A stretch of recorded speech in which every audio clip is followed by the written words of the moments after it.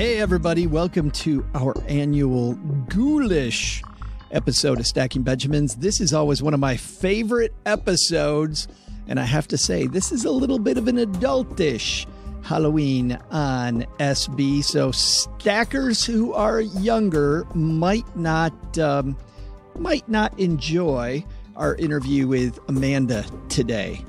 Obviously, on this show, if there are any words that are unacceptable, we beep those out. However, today we have some adult themes. So while it certainly will maintain its PG-13 demeanor, I think younger stackers probably shouldn't be in the car when you're listening today. All right, that's enough of that. On to today's show.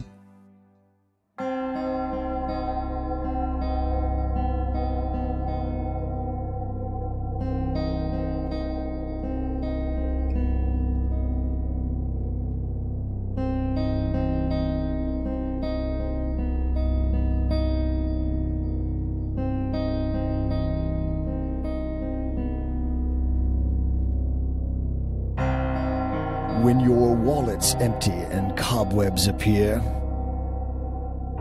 on your credit cards, Benjamins and bills in arrear.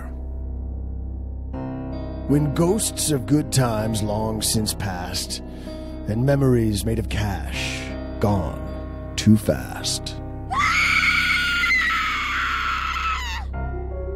That's when you know it's the season of ghosts. In your bank account and investment hosts. When your phone rings loud and you already know that if you dusted off your credit score, it's awfully low. When the ghouls who run debt collections ready the chains, they're fitted to you around your legs and hands. It's the witching hour for your money, and there's only one way out. My way.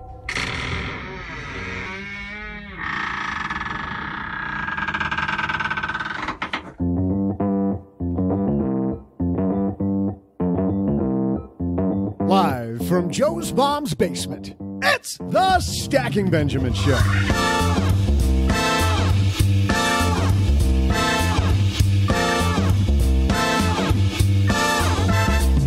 I'm Joe's mom's neighbor, Doug, and welcome, weary money geeks, to our little house of financial horrors. I'm Joe's mom's neighbor, Doug, and on today's show, what are your money horror stories? I'll bet your life that today's guest has better ones, proving that you can recover from bad decisions. We welcome the Dumpster Dog blogger herself, Amanda Holden. Plus, how creepy creative is your Halloween treat giving? You're digging your own grave if you don't think our guest today also has a more fiendishly wicked idea. Help us welcome the host of the Money Life Show with Chuck Jaffe. Believe it or not, it's Chuck Jaffe. That's not all. Of course, we'll answer a question from the Haven Lifeline, and I'll share some bone-chilling trivia. And now, two guys who ate all the candy we were supposed to hand out to the kids. It's Joe and O-G-G-G-G.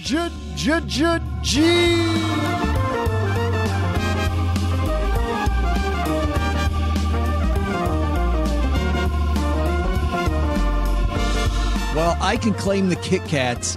OG took the rest. Swear on Scout's honor. Do you eat the Kit Kats layered? I do. You just bite them? I know what you're talking about.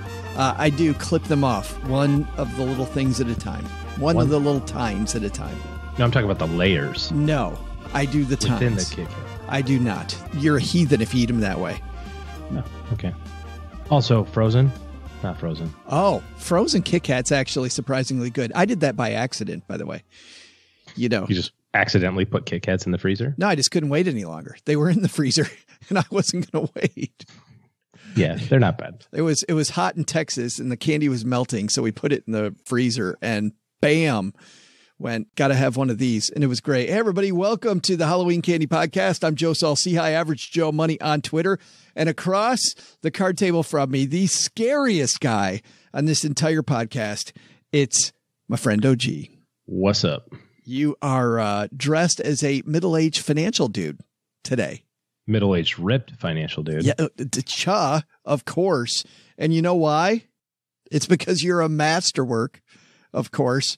That might not be what they're talking about when we say that Masterworks is the first art investment platform that allows you to invest in the world's most valuable paintings. Visit masterworks.io and reserve your shares. Big thanks to Masterworks for supporting Stacky Benjamins. Also, thanks to Cabbage for supporting Stacky Benjamins. Get the money you need to run your small business, OG, at cabbage.com and use the code SB. You know what'll happen then? You're going to get a $100 credit, a Benjamin credit on your first loan statement. Offer ends November 30th. Must take a $5,000 loan to qualify. Terms and conditions apply. All right. No terms, no conditions on this show because it's about to get crazy. We've got Chuck Jaffe here. We've got Amanda Holden here, the Dumpster Doggy. These are some phenomenal guests celebrating Halloween with us. Can't wait. So let's get the party started. Hello, darlings. And now it's time for your favorite part of the show, our Stacking Benjamin's headlines. One quick headline that our producer Taylor gave me that we had to talk about, OG, before we visit with our esteemed guests. Want to cut your internet bill? This, according to the Huffington Post, written by Casey Bond. Guess how you cut your internet bill immediately? We're going to save you some Call cash. and complain about the internet bill? You probably could do that. Maybe. And there's all those ways. But here's a big one. Stop renting your modem. Yeah. If you're trying to save money by cord cutting, you might have already ditched cable TV in favor of streaming services like Netflix and Hulu. After all, Casey writes, an estimated 33 million adults did so in 2018 alone. 33 million people cut the cord last year. But if you maintain the same internet service, and let's be real, of course you did, there's a good chance. There's a good chance you're still renting the modem from your cable provider. And if you've had the same service for 5 years, well, be prepared to do some upsetting math. You know what's funny? So I brought a modem with me from Texas that I own. And I'm so glad Taylor did this because I was going to have to go through this long verification process and I was going to have to be here. And I was still in Texas. My sister-in-law was going to let the cable people in so we could move quickly and keep the podcast coming, because what would happen if we didn't have a podcast on a given Wednesday, So before the move, the cable people came. My thought then, I'm just going to rent the cable box for a month, made sure that I could turn it in a month and add my own. My own cable box is sitting right over there in that drawer a year later, and I wasted all that money. Yep. Easy move, OG. And you have a better internet mesh modem. Is that what you're talking about? Your Eero? I do. Sitting right over there also. Yeah. Just waiting to be activated to provide internet to all of your guests that come over, not just the ones that stand right next to the modem in the basement.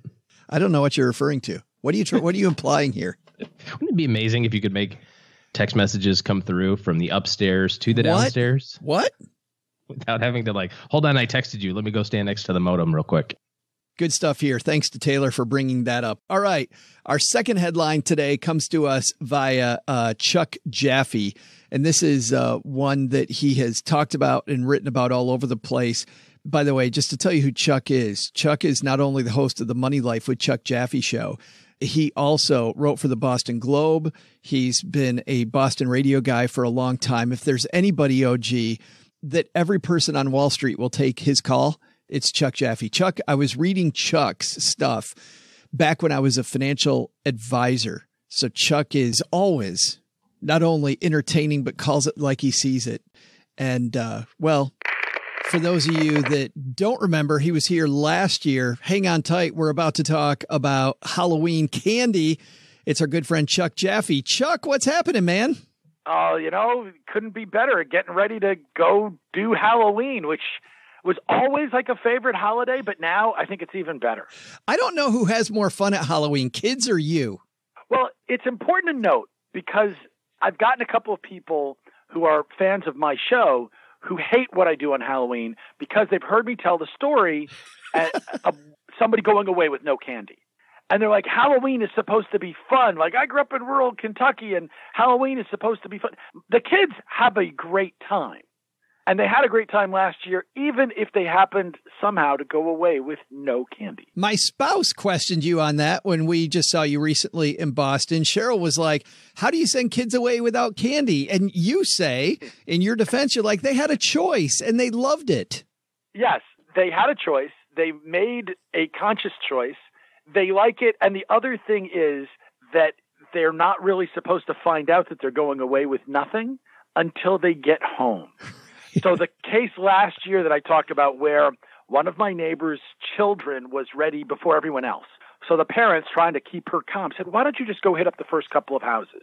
So she goes to each of my neighbor's houses, and when she gets to me and she's got this choice, she takes the choice that, well, she's only got 3 pieces of candy, and she traded them all in.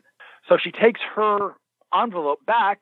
Her family sort of asks what's going on, and she opens it within plain sight of me, basically at the edge of my property, and she's got nothing.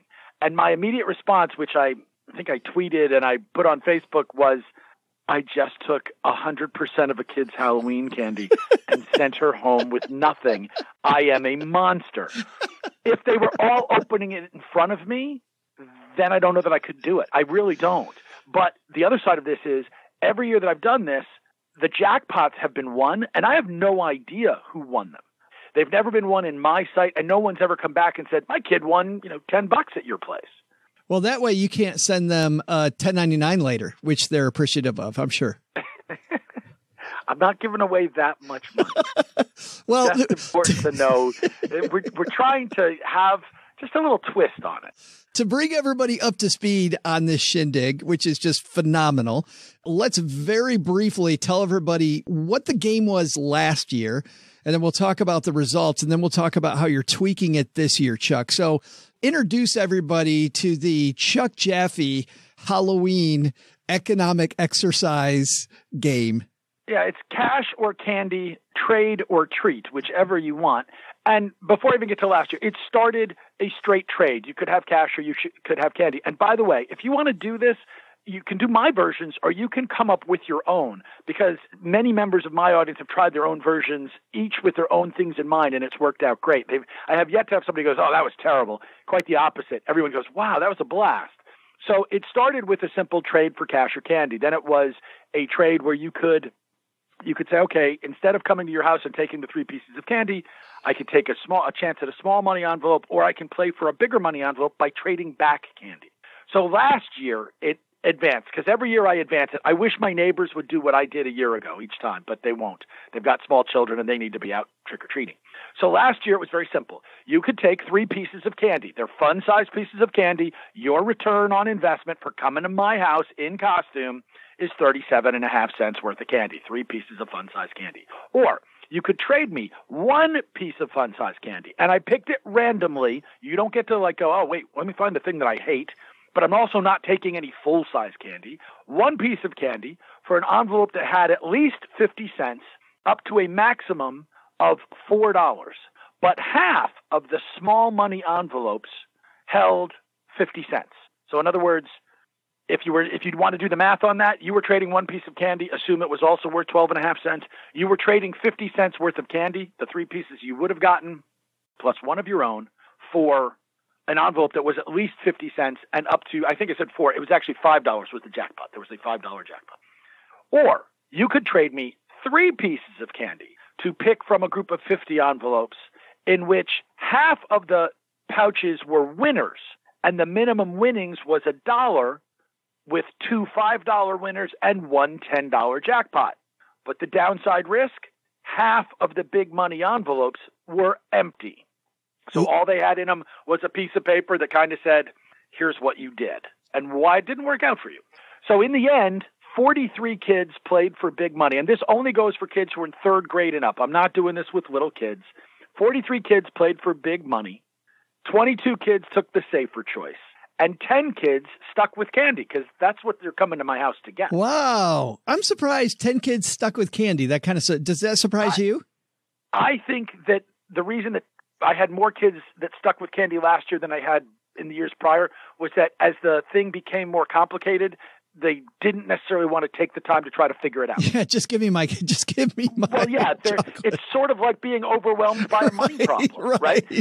Where, look, if that's the way you think, then certainly don't take the option that could let you wind up with zero. But you weren't losing either way. And last year, the best option was actually the small money option, because the 23 of the people who played for big money picked empty envelopes. And so somebody did get the big jackpot, but the average win from the big money choice was $1. And by the way, you gave up 75 cents to play, right? 37.5 cents of candy you would have gotten from me, 37.5 cents I took from you. So you won $1 on average, but it was only worth 25 cents to you. You only had 25 cents. By comparison, the 22 players who played for small money, they took home a little bit more than $1.25 on average. So they all had a better result. And of course, they had picked the right result in terms of they were going to do no worse than get what they expected to from their money. There's a nice discussion buried in here somewhere, Chuck, and I'm not sure where, about standard deviation. Well, I think there's a lot of different discussions. I mean, I think for the kids, it's fascinating to hear them talk, as some of them will, about, I'm a risk taker. I'm figuring out my return on investment, which I've heard. And I'm like, how do you even know what return on investment is? And I'm there. The great part for me is, if the weather's good enough, I'm sitting on my front steps, with my dog out, and I'm having conversations. And there's another reason for me to do this. My neighborhood has turned. I mean, my young daughters are now 28 and 26, and they've moved on. And like on my cul-de-sac, I'm the only house where there's not small children. I also work from my home, so I'm also the one who's here. I don't want these kids to somehow be scared of the guy that they don't know. I don't want them to somehow, in an emergency, feel they'd have to run past my house when I'm the one who is most likely to be there. They're going to be afraid of you, though, Chuck, because you're the money nerd in the neighborhood. Well, maybe, but I think they actually have a good time. I mean, it's very fun. They talk about it with their friends. That when they bump into friends on the street, they want to see what their friends are going to do. Yeah. And more. And we've had, one of my favorite stories was the first year that we had where you could trade in candy. I had this group of 7 girls who came in. They were carrying pillowcases full of candy. They're like, oh, take whatever you like. Grab a handful. We just, this is just something different. Cool. The first 6 traded candy. And the 7th girl's there, and she was, no, I want to just have candy. Okay, I've got to know. So I asked her, I've got to know. And she said, well, you just took my favorite candy out of a whole bunch of these, of my friends' bags. My parents have a deal with me that when I bring home my favorite candy, they will not eat it. And she proceeded to reach into my candy dish and take her favorite candy bar. Let's say it was all Snickers bars. She took 3 of them that her friends had just lost and put them in her bag. And she got exactly what she wanted for her money. She knew the chance of getting exactly what she wanted because she sat there and watched the 2 of them was greater than it had been 4 minutes ago. Well, she knew that the candy she could pick at that point was exactly the candy she wanted. She knew that she would have no candy loss because pick and choose out of my bowl, that's fine. I will say that the thing that was cool about last year was that the big money envelopes and the small money envelopes basically had the same amount of money in them. It took about $56, $57, between $56 and $57, and the difference was 50 cents. It was like $56.50 to $57. So you set up those envelopes, and this year I'm adding a lottery component to it. I can't wait to hear about this. So kids are going to have the chance to trade 6 pieces of candy. I may change it down to 5, but 5 or 6 pieces of candy to play for a $20 jackpot. But the 50 envelopes for the jackpot will have a grand prize, a $10 second prize, and 48 empty envelopes. And the envelopes do all have a thing in them, but 48 will be empty. So even if the jackpots are 1, the average payout is going to be far worse than the other envelopes. By the way, a year from now, I'm going to make the lottery the cheapest option. Yeah. Because it's still going to be the worst choice. Whether you put in a lot of money or a little money, the lottery option is always going to be the choice where you go, okay, well, you could win big, but you're much more likely to lose. And if you did something smarter, that's the lesson we want to teach. If you do a little something smarter, even though you think it's not a lot of money at stake, you can do better. Well, Halloween's not till tomorrow, Chuck. Why don't you do it that way this year? You want to see the way it goes first this year? No, I fear that if I put the lottery in its proper place, that kids who are here this year and next year will have already realized the lesson. I want the lottery to be out of place this year because I want you to think I've got to pay big money to win the big jackpot. Yeah. And then next year, I want it to be the suckers play, which is, you pay small money for the biggest jackpot. Has anybody ever said that you may be overthinking Halloween? Yes. Yes, they have. And you know what? Grow up. That's right.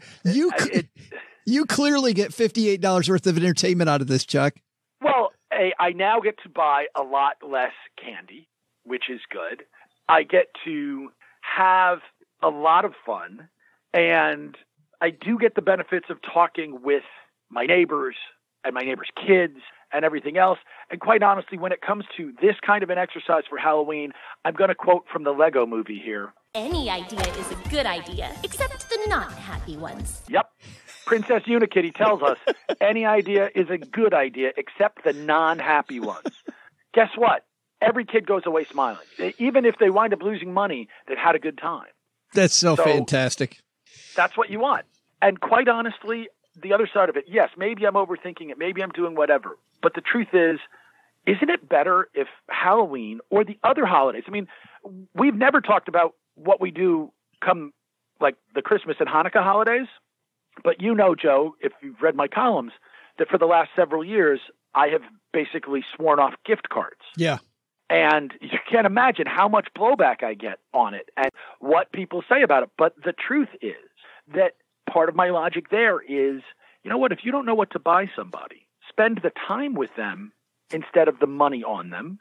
And that way, the next year you will know what to buy and you will have gotten to know them better. Find a way to make something of it. We are all so busy and we don't have time. I don't want those kids to walk by my house every day and not wave or not know me or, not take a moment or to somehow when they're setting up their lemonade stands, because I support every lemonade stand, every little whatever, I'm always there, to somehow in any way, shape, or form not think that they're going to be supported by me and understand that, hey, there's a nice guy in the neighborhood. I want them to be brave enough to come to my door when they've got to sell something for a class fundraiser because they are learning lessons that they need to learn. And oh, by the way, whoever had anything bad happen to them from being nice to people. We don't live in a world where there's a lot of nice right now. True. Yes. No, we could use more nice. And actually, we could just use more. My favorite part of this is just the discussions you get to have with all these kids and possibly even their parents, about decision making. I mean, there's a lot of, and you know what? Throw out the decision making. You just get to talk to people in the neighborhood. Like instead of having them just reach in and randomly grab something out of the bag and run onto the next house. I mean, what do I say when people come to my house for Halloween? I'm like, oh, look at that. You're Spider-Man. And bam, hands in the bag, comes out, stuffs the candy away, and they're gone. Nope. The kids all know, and they now have known. And we live in a neighborhood that's all cul-de-sacs. And the parents often come up, and then the kids will go out because the parents are usually walking behind their kids and stand at street level, but they'll come up as well. They'll have the discussion. And I know that some of these kids, when they go home, they open it and they're cheering their win or they're going, oh, I lost or whatever. Mom or dad's going to ask what happened. And they get to have conversations with the parents that say, what would you have done? Yeah. Right? Have that talk and do that stuff because we live in a society where your kids see money coming out. They see you go to an ATM and get cash out. They never see money going in. I wish you were passionate about this stuff. Hey, let's talk for a second about the Money Life show, because I know that you just talked to our friend Carter Malloy, who I think is a very smart guy over at Acre Trader. You talked to everybody. You just talked to Robert Schiller. What's coming up here soon, Chuck, on the Money Life? Well, I mean, we do spend a lot of time talking with big names, but we try to cover everything. And that's why you get somebody like Carter Malloy from Acre Trader, who, for those who don't recall, he's basically crowdfunding investments in farmland. But we've also done other sorts of crowdfunded investments and low-level investments. But as we get to the holidays for us is a time for us to get the biggest, best names on and get their outlook for the year ahead. And although we haven't fully set our schedule, Joe Davis, the global chief economist at Vanguard, is coming. Dan Fuss, the legendary bond fund manager from Loomis Sales, will be on. And you just sort of start there, and it's pretty much, if you are an investment geek or even slightly investment geeky, it is going to be your wish list of great names in the money management field. And then mixed around it, like all the cool spending surveys. And we spend a lot of time talking about, they've done this research and it shows that people feel this way, or they're spending an average amount of what on Halloween or whatever. So we have a lot of fun with it. And yeah, we try to get a great mix of big names with names that maybe you've never heard of, but once you hear them talk, you go, wow, maybe I should have. One of the few shows that comes out more than Stacky Benjamins 5 days a week, Money Life with Chuck Jaffe. If, by the way, you're walking the dog or you're on your commute, we've got you covered. We'll have a link to Money Life and to Chuck on our show notes page at stackybenjamins.com. Chuck, happy Halloween to you, my friend. It's the best holiday of the year. It's now my money holiday. The money pumpkin is out. I don't know if I'd like stopping at Chuck's house. I mean, too much math involved on Halloween. This is too much. I just want candy. But you put, you might be able to get rich. Well, maybe not rich, but you might come away with a few more bucks stopping at the Jaffe residence. Okay. I love the economics lesson. Big thanks to Chuck. Chuck is, by the way, a masterwork when it comes to handing out candy. I think we could call him a masterwork of handing out candy. A master of handing out candy. Maybe that's better. Big thanks to Masterworks, by the way, for supporting our podcast. Before we get into our takeaways from our headlines, let's tell you just a little bit about them. Masterworks is the first art investment platform that allows you to invest in the world's most valuable paintings. What I like is art as an asset class is something when I was a financial advisor, you couldn't get into it. I always saw it at the top of the pyramid. Art historically, by the way, not been incredibly volatile. When you stuck with the masters, you think about volatility with top artists hasn't actually been the case. And you look at asset classes that historically have beaten inflation, art over long periods of time, an asset class that's done that. Masterworks is a members-only club for investing in art. You actually pick the actual piece that you want to invest in. They recently sold out an Andy Warhol offering, and they have had a Banksy offering that's been selling out quickly. Art, of course, not always the top performing asset class, but last year, 10.6% for art. And it's very popular among the ultra wealthy. The cool news is you don't have to be ultra wealthy anymore. That's why I didn't recommend art when I was a financial planner, because who the heck can afford that?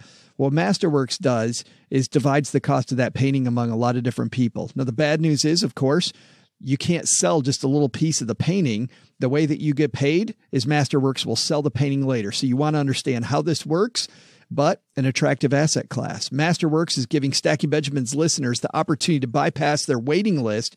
If you visit masterworks.io and tell them that you are a stacker, let them know Stacky Benjamin sent you, you can skip the wait list. I think our takeaways are Halloween can also be good money fun, OG. I think that's Chuck's big takeaway. The second big takeaway, that modem over there and maybe that Eero, we could finally turn that frown on OG's face upside down if I'd hook up the Eero. That, or I'd just be able to text you more from upstairs.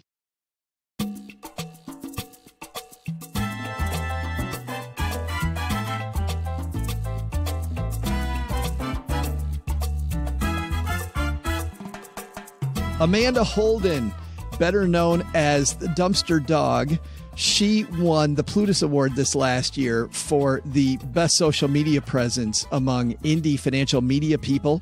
There is nobody I would rather follow online than Amanda Holden. And by the way, this segment, probably knowing a little bit about Amanda, probably not good for kids. Just, I'm sure we won't swear. If there is some, we will bleep it out. But I also know that following Amanda for a long period of time, this OG is probably going to be the funniest set of Halloween horror stories we've ever done. And we've had Roger Whitney on, we've had Rick Ferry, we've had some great guests talk about their Halloween horror stories. $10 says Amanda's got some better ones. We'll see. A good friend Amanda Holden, the Dumpster Dog, coming back down to the basement.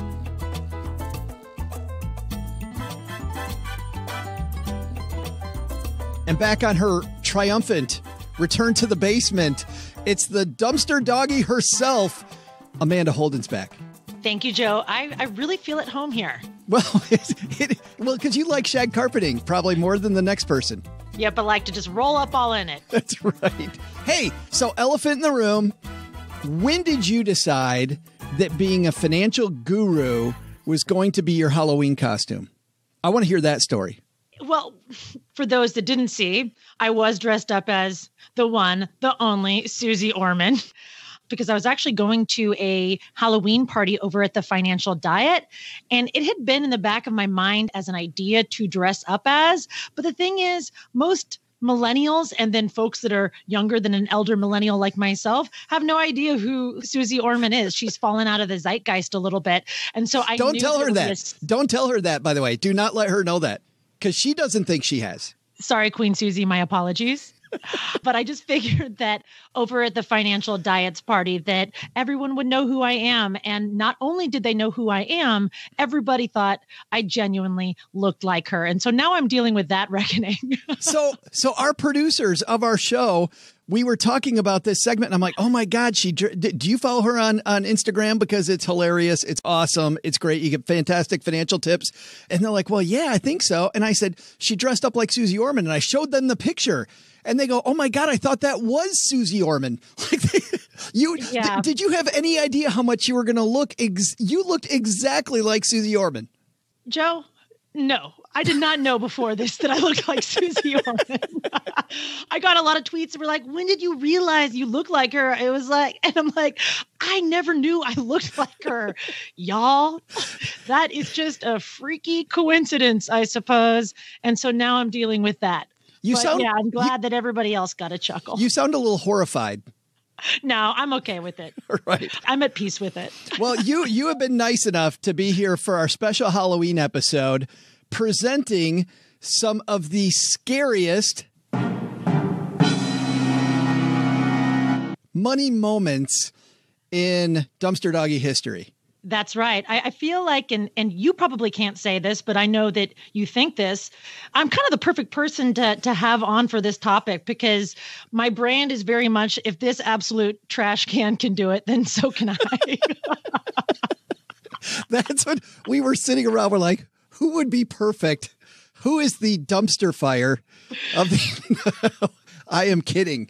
And just to be perfectly frank, as you know from being a great educator, it's way more fun laughing at yourself and mistakes than it is like the Susie Orman stuff where they're yelling at people and telling you that you're wrong all the time. Like, nobody gets this stuff.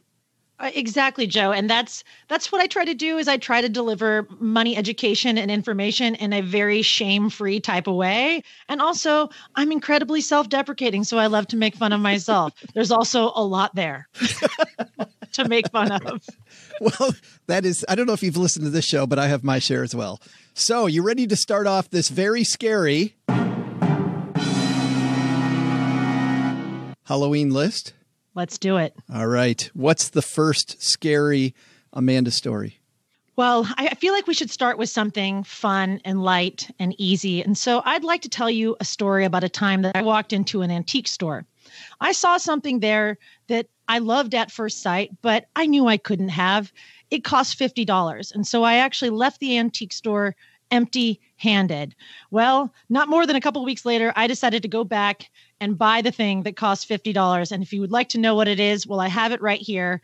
It is a troll doll that is actually conjoined at the face. Now, I know not everybody has video, but maybe what we can do is link to a photo of this in the show notes. What do you say, Joe? Absolutely.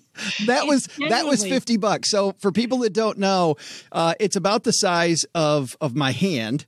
Number one, it looks like you could have probably gotten that in a cereal box, like as your treat. Well, maybe not with the sparkly things on the bottom. I disagree. This is an heirloom. Yes, it costs $50, but this conjoined at the face troll doll, it's basically like two troll dolls. So it's like kind of like 2 for 1. That's deal a good point. Here. Yes, it is a collector's item. Some might say that this was a scary use of money. So that's my number one. That is horrifying.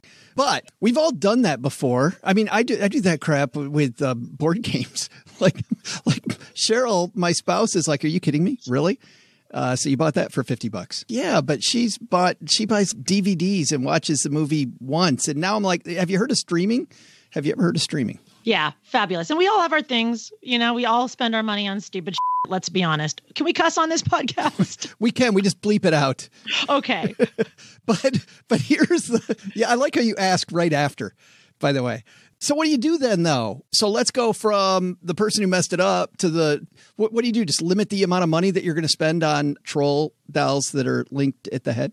Yes, I would say that the immediate thing that you can do to alleviate such a contentious purchase would be to go move $50 into a savings account right away and then ideally invest that money.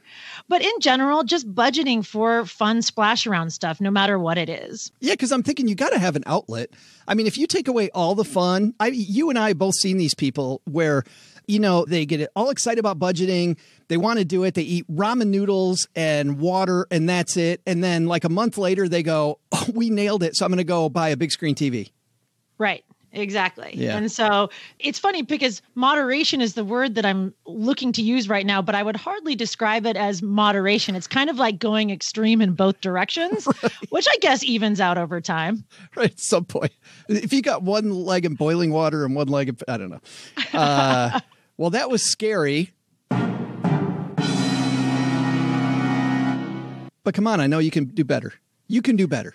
I got something scarier than that. Oh, yeah? So let me tell you a story about, and hopefully I can tell this story. I guess I should have thought this through. So let me tell you a story about the last time I was in New Orleans, my favorite city in the United States. It was my younger sister's 30th birthday. We were there to celebrate. On the first night that we were there, I wore out a pair of earrings that I loved. She's this Colombian designer. She makes these fabulous earrings. I saved up. I found some on sale. I had really wanted them for years. And so that's not the scary purchase, Joe. I saved up for those. I really wanted them. What's scarier is that I woke up the next morning and I did not have them. And I could not find them throughout the duration of the weekend. And finally, as we were cleaning up after the long weekend in New Orleans, we're putting all of our stuff away. I'm scrambling, trying to find these earrings. I call the front desk. I get everybody in the party involved to try to help me find these earrings. All of a sudden, it hit me like a ton of bricks. I looked at my sister and I was like, oh my goodness, Maddie, I think I gave those earrings to a stripper on Thursday. And she looks at me and she goes, you did? Oh my goodness. We had forgotten that the stripper had complimented my earrings. And so I gave them to her. I hope that they're having a good life now. You're a giver. I'm a giver. If you need to cut that one out, you can. No, I don't think we're going to. I really. Okay, yeah. I know this is exactly why we want you here. I want people to learn from my mistakes. Which of the 40 mistakes on that weekend trip should we highlight? There's actually so many more. I can actually tell another story from that same weekend since we're just going there. So it was not only my sister's birthday, it was also Halloween. The Seahawks, where I'm from the Pacific Northwest, they were playing the Saints, which if you follow the NFL, I barely do these days.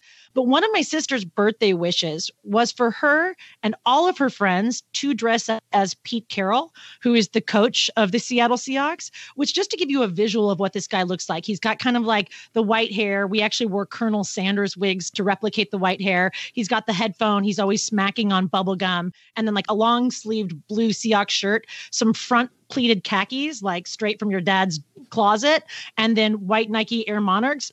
And so my sister and I put everybody, all 13 people in the party, in charge of finding their own front pleated khakis and white Nike Air Monarchs. But we supplied everybody's shirt, headphone, and then Colonel Sanders wig. So we could have 13 Pete Carrolls dressed up. And so that was not cheap. But sometimes you got to do what you got to do for the Halloween costume. Am I right? No, you're totally right. You have to. I mean, you have to. I think the thing that I'm thinking to try to put something on this story is, I mean, you knew your sister's birthday was coming up for a long time. It was a big milestone birthday. You want to make the most of it. So you planned ahead of time and gave some earrings away. Yeah, gave some earrings away. Bought 13 Pete Carroll costumes. bought 2 other costumes, if we're being totally honest. It's like any special occasion. My sister and I just choose to celebrate these occasions with costumes, whereas somebody else might want a spa day or a day at the tracks. Is that something people do? I don't know. Not me. Maybe the spa day. Not sure about the day at the track. Why does it have to be either or, by the way? It doesn't. Why it can't be both? The day at the track can pay for the spa day. No, we probably honestly that would be ideal. That's probably not the win condition we're looking for. But in your budget, I know you well enough to know you save up for those though. Like I'm sure you don't leave there without any regrets besides not coming home with the earrings. Like to tell you about a dumb thing that I did. I mean, our whole honeymoon we did on credit cards because I didn't have any money, and I just remember that plane ride home, all the regret. Like all the regret. Like, don't get me wrong. We had a great time. It was fantastic. But starting off your new marriage and you have all this credit card debt after this blast that you just had, talk about fun. New Year's Eve, Charleston, super expensive hotel. We were at the place where the TV stations are, you know, and the glass sculpture stuff. And we're trying out these drinks because it's part of our ticket. I didn't know what a Tom Collins was. I had no idea. What's a highball? Like I'm doing stuff that somebody who's like 90 would drink. And just, yeah, give me one of those. Still, my head still hurts from those today. But anyway, but you didn't do that. I'm sure you didn't do that. Well, and I think that a really good way to stem some of like the spending hangover or the shame you may feel from a big weekend, like a bachelorette weekend or a honeymoon, is making sure that the saving happens first. And then whatever is left over, that's yours to spend. And you can spend it however you want, you know, whether that's a spa weekend or a weekend in New Orleans. And so it's that old adage, which is, let me make sure that I don't get it wrong. Spend what is left after saving. Don't save what is left after spending. And I think that it's so simple, but it's so important because if you're a butthead like me and you don't have some sort of stopgap in place to make sure that the saving happens automatically, I would spend every last dollar. I really would. And so I have to make sure that the saving is automated first. I am surprised that you remember the phrase like save before spending, but you don't remember the phrase don't give the earrings to the stripper. No, that one was never in my lexicon, if we're being honest. I guess not. All right. By the way, if you're wondering if I'm going to play that sound effect over and over until it gets really old, yes, I am. So you can do better. I know you've got more in you. Come on, bring it. All right. So here's another one for you, Joe. This one is, the other ones don't embarrass me that much. This one is legitimately embarrassing to me because only an absolute would do such a thing. So back in my day, when I was in my 20s, going to a lot of concerts. I was socializing outside of the home pretty much every night, pretty like typical early 20s type of routine. I really wanted to go to this concert. I had been to this band's concert many times, and I really wanted to go again. Have you ever heard of the band Fish? Yes. Okay. For those that don't know Fish, how would you describe it? It's like a jam band for insufferable San Francisco hippies in their early 40s. Like that's how I would. Yes. Like here's how I describe Fish. If the Grateful Dead is too old for you, but you generally like that jam, Fish is probably where you're headed. Yes? Yeah. No? Yeah. And it's just a real good time if you like dancing around with hippies. And so anyways, Fish is very popular. There's a huge resale market for their tickets. You often have to get them on Craigslist. And a friend and I, in an act of desperation, as if this story isn't bad enough already, in an act of desperation, actually sent a Western Union to these people to buy Fish tickets. And you're not going to believe this. Guess what? It was a scam. Why am I telling this when I'm trying to position myself as a financial expert? I don't know, Joe. It doesn't make a lot of logical sense. So how much money did you send the scammer, Amanda? At least $200. Oh, potentially more. I should check with my friend Allison. Allison, if you're listening, send in a note to Joe and let him know how much money we lost. Because you've blocked it out. I blocked it out. It was so long ago. It was so many years ago. I was so young back then. Young, naive. So you had to buy them again, though. Like you still went. I'm sure you went. You're right, Joe. I still did. I did still go. So you spent $400 on your Fish tickets. Yeah. debatable whether it was worth it, but let's not ruminate over such a cost benefit analysis at this point. It was a decade ago, maybe more. But you still brought it here today. That is very awesome. Awesome is one word for it. Let's talk about the Dumpster Dog blog, because seriously, I have so much fun reading your stuff, following your social media. As we said when we were introducing you on the way down, you won the Plutus Award this year for your social media, which you could have won last year. You could have won it the year before that. Like, it's funny how overnight successes take a while, right? They totally do. And it's so true. And I'm really grateful for that award. I was really not expecting it to come from social media, but hey, I'll take it. But you teach people so much stuff. So tell everybody about what you do on the blog, because you talk about investing, about dividends, about ETFs, about savings. I mean, you teach so much cool stuff. Thank you so much. And I definitely try. So I have a blog. It's called the Dumpster Dog blog. My handles on Instagram are dumpster.doggy, and on Twitter, it's just Dumpster Doggy if you want to find me there. I'm always trying to provide free education, specifically on investing, but about all money topics.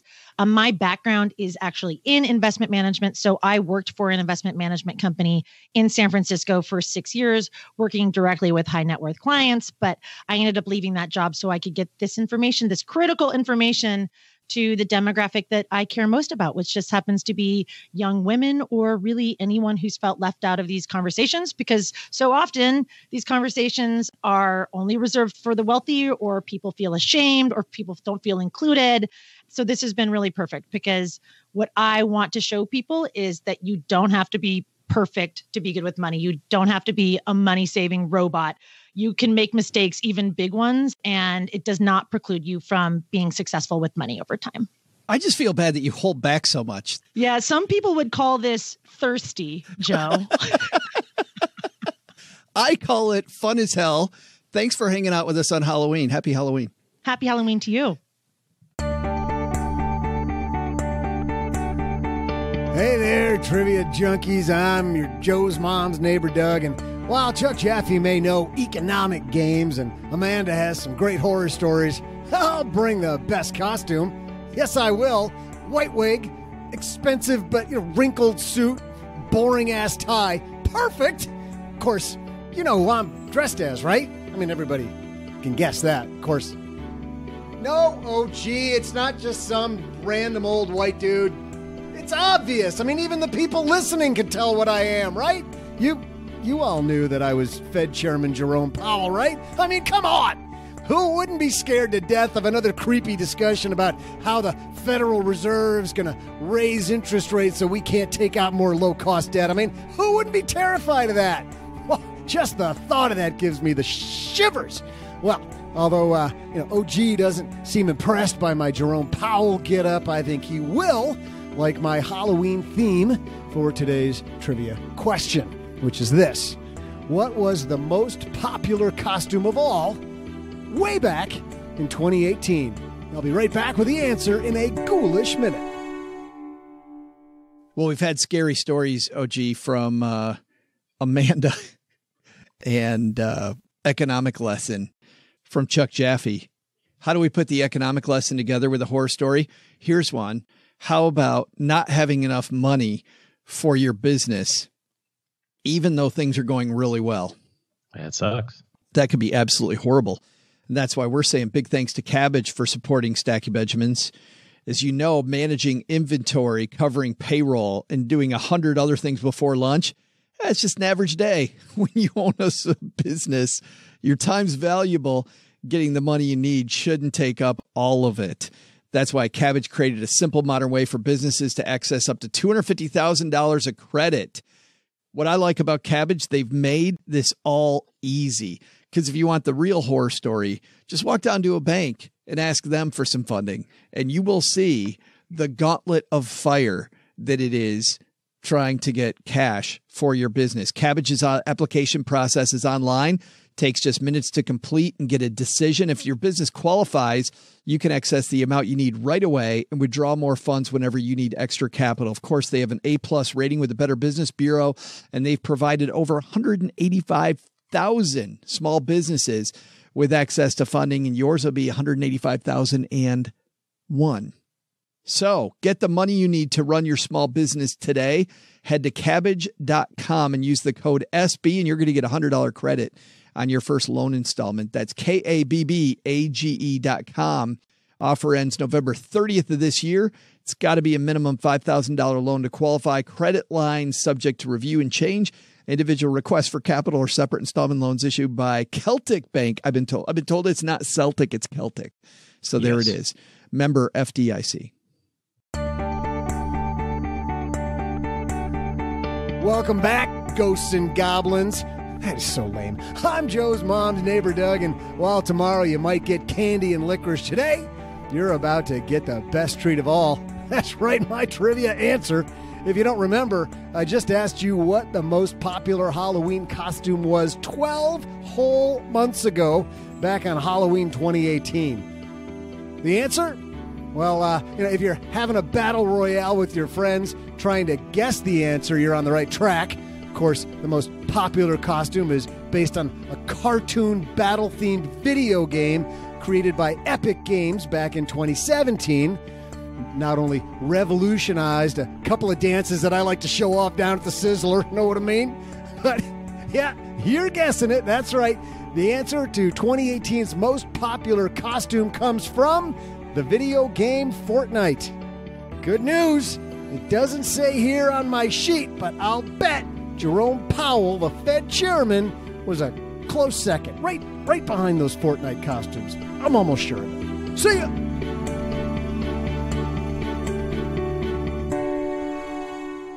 Well, it wasn't your choice, but it's kind of obvious, isn't it? Yeah, my kids were both Fortnite people. Were they really? Yeah. How could you not be? I'm sure. And you were a happy, proud Fortnite dad last year.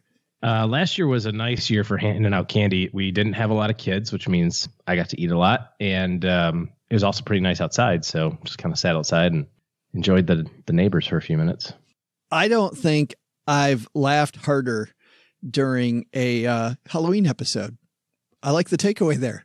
Don't hand off your earrings to somebody. I think that's a valuable lesson that Amanda learned, don't you?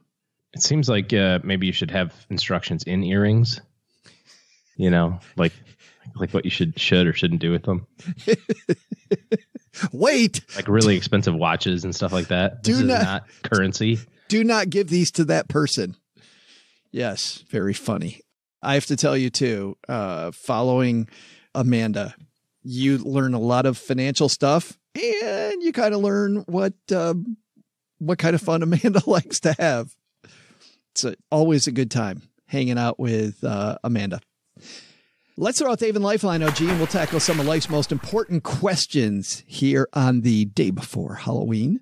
Our friends at Haven Life Insurance Agency, they put what you value first. I'll tell you what I value first tomorrow night: Kit Kats and Nestle Crunch. My tolerance for Halloween candy really has gone down probably over the last 5 years. I'll have those mini ones that are not even the fun size, but the minis. Oh, one or two of them, and I'm good. No, my tolerance is pretty high. Oh, I know. I will tell you this. I regret it afterwards. I always regret it. Yep. But love it. Well, it's your loved ones in your time. And maybe if I laid off the Halloween candy, I'd have more time with my loved ones in my time. But if I want my life insurance to pay off, probably got to die sooner. No, that's ugly. It's why they've made buying quality term life insurance actually simple. Please don't do the ROI on your life insurance. Head to the day before Halloween. It's kind of a grisly topic. Head to stackingbenjamins.com/Haven Life now for a free quote. It's a simple application online so you can get trick-or-treating. You'll get an instant coverage decision. Prices are affordable. You can get on living knowing that it's backed by Mass Mutual, more than 160-year-old insurer. Today we've got, we're going to throw out the lifeline to Peter. How about that? Say hi, Peter. Hey guys, Sebastian here. Just kidding. You all aren't near that exotic. This is Peter. I wanted to touch base regarding my last call regarding using retirement money for rental homes. To no one's surprise, I ignored your advice, and while paying my 401k loan back with my sale proceeds sounded reasonable enough, I actually had to use a notable sum of money to replace a blown AC unit for my tenant next door. Boy, you could not have scripted a more poignant time for that expense to hit And whoa, Nelly, does that money go quick. I guess an emergency fund can actually be an important thing to have laying around. Who knew? For the remaining cash, I've read a lot about market volatility and the perks of becoming a day trader in my quiet time, so I've got the remaining funds set aside in cash to trade as I see fit. What do y'all think? While I'm joking to some extent, I am going to leverage myself just a bit more, as I'm under contract on one more rental home for this year. So here's my new actual question. You all have mentioned in the last few weeks working to not be over-leveraged on rental properties. In a world where 20% down is required on rental homes, what do you all consider to be over-leveraged? And what reserves do you personally want to see on the sideline to help with emergencies, such as a 20-year-old AC unit blowing up? I'm working to personally keep 6 months of cash available for all liabilities and willing to go haywire with the rest. Additionally, can you have Og call me back? I'm interested to see what he's got to say about my personal stuff, but I'm waiting on a return phone call. I'd appreciate it, boys. Have a good one. I'm a size XL. Oh, man. That was well scripted. Thank you, Peter. Nice job again. Good work. Let's talk about this, Og. What do you think about being over-leveraged? I think it sparks the soul. It gets you going in the morning. If you're not over-levered, what motivation do you have to get up and go to work? If you don't owe a whole bunch of people a whole bunch of money, like how boring is life, You need a reason to get out of bed. You need a reason to get going, man. It's like the guy, the commercial we always quote, the dude on his riding lawnmower. I'm leveraged. I'm in debt up to my eyeballs. Yeah. This is such a personal thing, and obviously it's a financial thing in as much as you can handle it. You know what I mean? If you are okay with dipping into your personal reserves for something that goes sideways, or an extended period of time of things that go sideways, or you're in a business that produces, decent cash flow that you can kind of float cash between one endeavor and another, that's going to help offset maybe a little bit of what other people might say is a little bit too over-levered. It also helps, I think, in your financial plan, if you have someone close to you that's a sounding board. And I don't necessarily mean a financial advisor. In my case, this is my wife, who is the voice of reason when I say things like, we should buy this. And she says, no, stupid, that's a dumb idea. And then I try to convince her anyways. And then she says, I said no. And then I go back to my corner and lay down. So I think that's helpful to have a business partner or a personal life partner, something that's the exact opposite spectrum of you. As far as percentages goes, I don't know that I have an opinion about, is 30%, 40%, 50%? Because there'll be different times. I had a rental property that I owned free and clear that had zero leverage on it. And then I used the equity in it plus a little bit of cash that I had to buy a larger apartment building that now together probably is around 70% loan to value. So the fact that I wasn't exposed at all to one property allowed me to actually upgrade to the next one. I didn't plan it that way. It just worked out that way. So I didn't have to come out of pocket for any down payments. So you got to do whatever you're comfortable with, I guess. Well, I think a few things to think about is what your cash flow looks like right now and how much you can endure if something goes wrong. If you don't have a renter, it'd be great to know that you can cover several months of not having that renter in place, So knowing your cash flow that you begin with already from your work, you definitely don't want to be in a position where you're subsidizing your rental property because of the fact that you didn't think about, well, what if I'm not 100% rented? Well, I think it's also true. It matters like what we're talking about here, relative to your personal financial situation. If you have a single family residence that has a $400 a month loan on it and you'd rent the $600 a month, and so you'd cash flow $200. I mean, you might be able to look at your personal situation and say, I could pay $400 extra every month on this loan until the end of time and be okay financially. It's not ideal, but maybe you wouldn't say the same thing about a $15,000 a month mortgage on a $2 million investment property. Maybe that one is just a bridge too far. So because of that exposure, you're going to want to have a lot more cash on hand to offset any issues. But maybe a single family house or a little duplex or something, you're like, whatever. Or maybe it's not. You know what I mean? Like, you just have to use your own personal judgment there, I think. Yeah. Well, and I think it's going to, by personal judgment, I think it's knowing your personal numbers very, very well. Yeah. And Peter, you're probably way far down on the list. So if you want to send me an email, you can. And he just went to the bottom of the list with that. And you're moving further down, actually. With that voicemail. So you get him while the getting's good. Thanks for the question, Peter. You got a question for OG where he can snarl at you too. Head to stackingbenjamins.com/voicemail. And like Peter, you can also claim a Greatest Money Show on Earth t-shirt. Definitely not a reason to do it, but I got to tell you. Those are really comfy t-shirts. They are so comfortable. And Brad's designs are so cool. Not just that, when you can check them all out at stackingbenjamins.com/shirts. We make no money on hawking t-shirts. We just like having cool gear, and it's always fun showing up places in a cool Stacking Benjamins t-shirt. They're so cool, by the way. You don't know, like some podcasts just have like the name of the podcast across their chest. And I'm trying to think of one of Brad's t-shirts where it makes it really clear that it's even a podcast t-shirt. Sometimes there's the Texas one that just says Stacker. That's true. Yeah. But have you ever run into anybody that knows what your shirt is? I'd be curious if somebody has run into somebody else. Yeah, just like in the wild. Yeah. Like, oh, it's a Stacking Benjamin shirt. I know that. I mean, we feel like we're kind of BMOCs. I don't know. Because I feel like we're pretty cool. I feel like we're deep underground indie producers. Like if you know it, you're one of the few cool kids. Like you and the other listener. Like if you and the other listener run into each other, how cool would that be? It's like trying to find the boardwalk piece from Monopoly and McDonald's. There's one of them. There is. And there's only 75 million locations, right?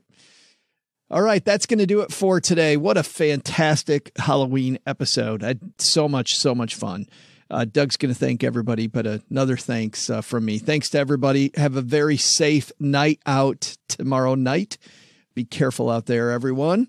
And, if you're looking for financial planning help in your corner that's not scary, head to stackingbenjamins.com/OG. And you'll jump ahead of Peter. You're automatically not last in line, right? All right, Doug, take it from here, man. What should we have learned today? Well, Joe, I guarantee you what our listeners learned today was, first, take some advice from Amanda Holden and don't hand the nice person at the bar your earrings. That's a lesson I'll take to heart next time I'm handing over my earrings. Second, take some advice from Chuck Jaffe and, oh, come on, go for the envelope, win some big money, go for it for once in your life. But the big lesson? Doing this floss dance in my Jerome Powell get-up ain't easy. I just keep punching my leg. Time to wrap this up. I'm headed out trick-or-treating with Gertrude. See ya! Special thanks to Chuck Jaffe and Amanda Holden, a.k.a. the Dumpster Doggy, for stopping by. You'll find all of the links to all her hilarious and informative social media accounts and blog in our show notes page at stackingbenjamins.com. You'll also find Chuck Jaffe's Money Life with Chuck Jaffe Show wherever you're listening to us right now. This show was created by Joe Saul-Sehy, produced by Richie Rutter-Reese, and engineered by the amazing Steve Stewart. Online, visit us on Twitter at @SBenjaminsCast or on our Facebook page. I'm Joe's mom's neighbor, Doug, and I just noticed it's just as dark and damp down here as Joe's soul. SB Podcasts may receive payment on the show from sponsors and guests in the form of books, giveaway items, discounts, or other remuneration. There's no way you would take advice from these dorks, but like Joe's mom always says, don't take advice from people you don't know. This show is for entertainment purposes only, and before making any financial moves, consult with a real financial advisor.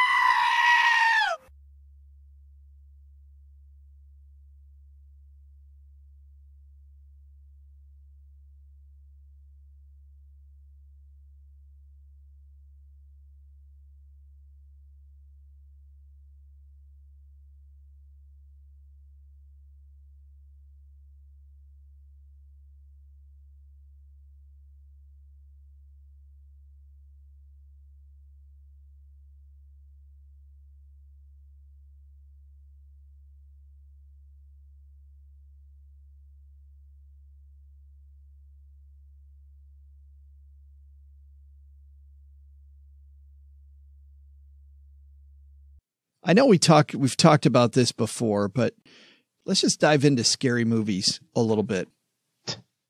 It's going to be a pretty short after show. You had to have watched one before that you thought was pretty scary.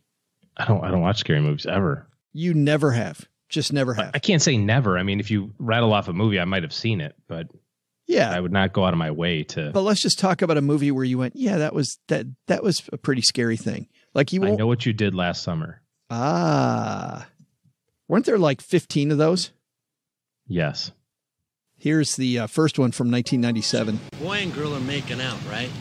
When they hear over the radio that this lunatic killer's escaped from an insane asylum. That's not the way it goes. The boy goes for help, and the girl stays in the car, and she hears this, like, scratching sound. No, he's been decapitated. No, he was gutted with a hook.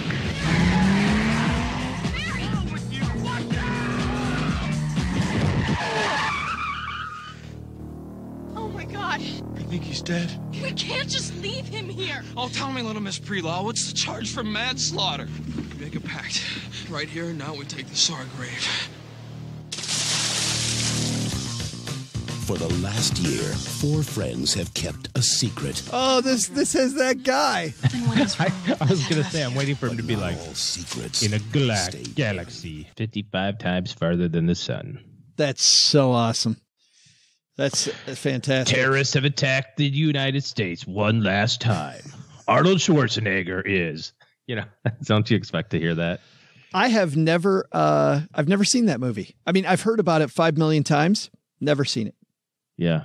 I don't remember anything about it. The only other movie that I can remember seeing parts of was, what was the movie where it was kind of a teenager, college age kid type deal like this one where they all had like random ways that they were dying. Oh, is it Final something or something like that? Don't know. Like, a toaster fell in a bathtub. Yeah. It was just totally logical. Like, obviously, who doesn't make toast when they take a bath? Type of deal. Like weird stuff like that. I liked some of the classic movies. Here's one back from 1981.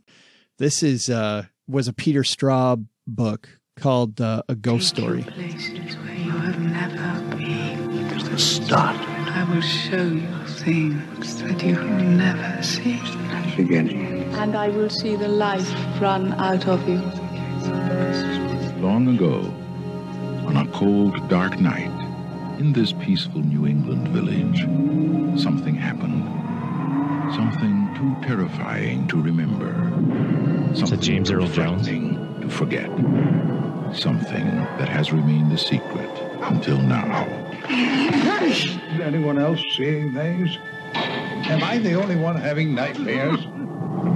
Universal Pictures presents Fred Astaire, Melvin Douglas, Douglas Fairbanks Jr., John Houseman, Ghost Story. Like all these guys are super old actors, and they have been in a fraternity many, many years before, and something very bad happened, and a ghost from that time comes back to haunt them all in their old age. What was the movie? See, I'm much more of like not a horror movie, but more of like a drama thriller type of thing. Like I can get behind that. Like American Psycho. Oh yeah. Yeah. You know what I mean? Like that's a psychotic movie.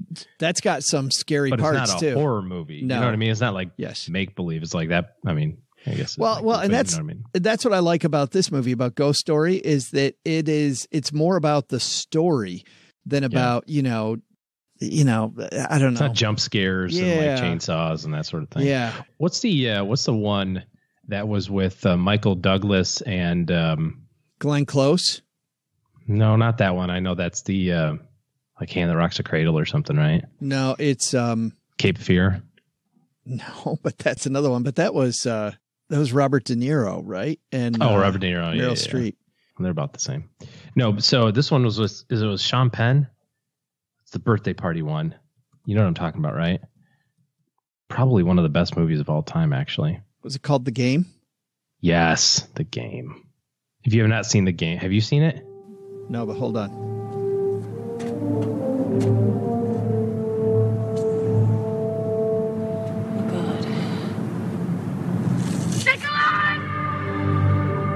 That guy's jumping off a skyscraper.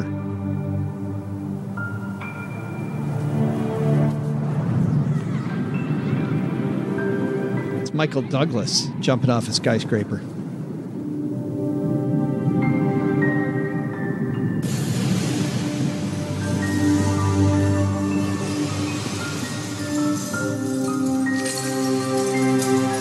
Falling through a ceiling.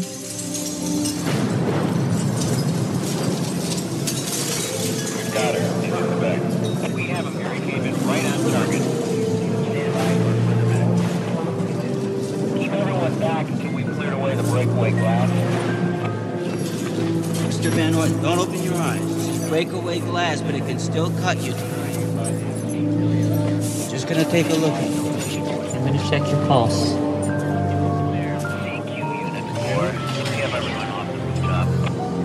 Take it easy. It was quite a fall. So he falls directly into this room that's full of people, but it's like he was supposed to do that. Like it's all part of the thing. You can't tell me, can you? I'm surprised that that's a trailer. Doesn't seem like a logical. It says movie clip. Did I just give away the movie? You might want to back it up a little bit. Well, you know what? It's not really doesn't give anything away, but this is from 1997. If that's a spoiler, I think it's on you. Spoiler, yeah. If you haven't seen the game, it's a good game. Yeah. Sorry. Might have given a little bit of the game away.